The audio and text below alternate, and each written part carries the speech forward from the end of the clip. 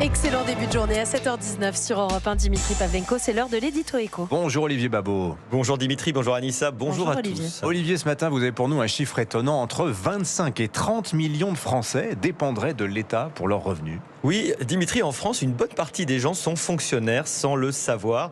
C'est la thèse provocatrice mais solidement étayée du professeur d'université Jérôme Baraille dans un article publié dans The Conversation. Alors, il ne parle pas de statut administratif, évidemment, mais de dépendance économique au flux d'argent public. C'est-à-dire, on ne parle pas seulement des fonctionnaires classiques. Alors exactement. Si on se limite aux fonctionnaires stricto sensu, on en compte environ 5,7 millions en France d'agents publics, c'est déjà pas mal. Mais Baraille propose un autre raisonnement. Regardez non pas les statuts, mais l'origine des revenus.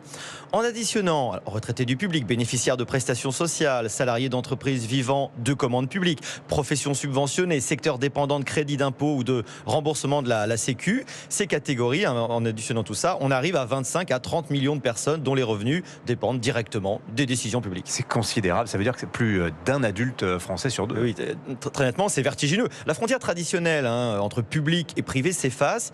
Une entreprise juridiquement privée peut être économiquement publique si sa survie dépend des aides, des chèques, des normes, de la commande de l'État. Le privé, à ce moment-là, n'est plus le contrepoids qu'on imagine, mais juste le prolongement du public. Est-ce que vous avez un exemple ? Alors, un exemple très concret, tiens, la suspension récente de MaPrimeRénov'. Du jour au lendemain, des milliers d'artisans du bâtiment ont vu leur carnet de commandes s'effondrer. Certains ont vu jusqu'à 50% de leur chiffre d'affaires perdu en quelques semaines.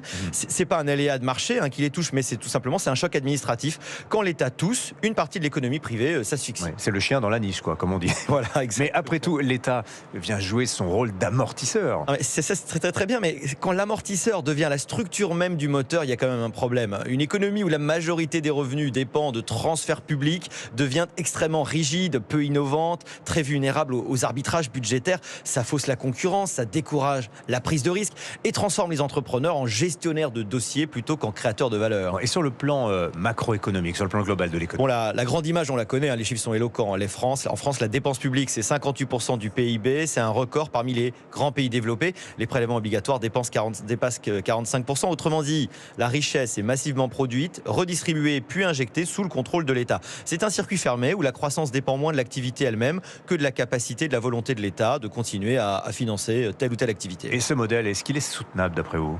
Tant que la dette augmente, le système tient, mais lorsque la contrainte budgétaire se durcit, hausse des taux, pression européenne, vieillissement démographique, la dépendance devient un piège. Réduire la dépense publique, c'est plus seulement réformer l'État, c'est alors fragiliser des millions de ménages et d'entreprises. C'est effectivement le chien dans la niche dont vous parlez. Donc on n'y arrive pas, c'est le verrou qui bloque toute remise en cause de nos dépenses. Et au fond, que nous dit cette analyse, Olivier ? Qu'en France, le débat, en fait, contrairement à ce qu'on pense, c'est pas plus pour ou contre l'État. L'État est absolument partout. La vraie question, c'est comment sortir enfin d'un modèle où la majorité de l'économie vit sous perfusion publique. Comment recréer des espaces d'autonomie réelle, de prise de risque, d'innovation. Tant que cette question reste taboue, nous resterons enfermés dans un cercle vicieux d'interventionnisme public. Signature Europe 1, Olivier Babot. Merci beaucoup, Olivier.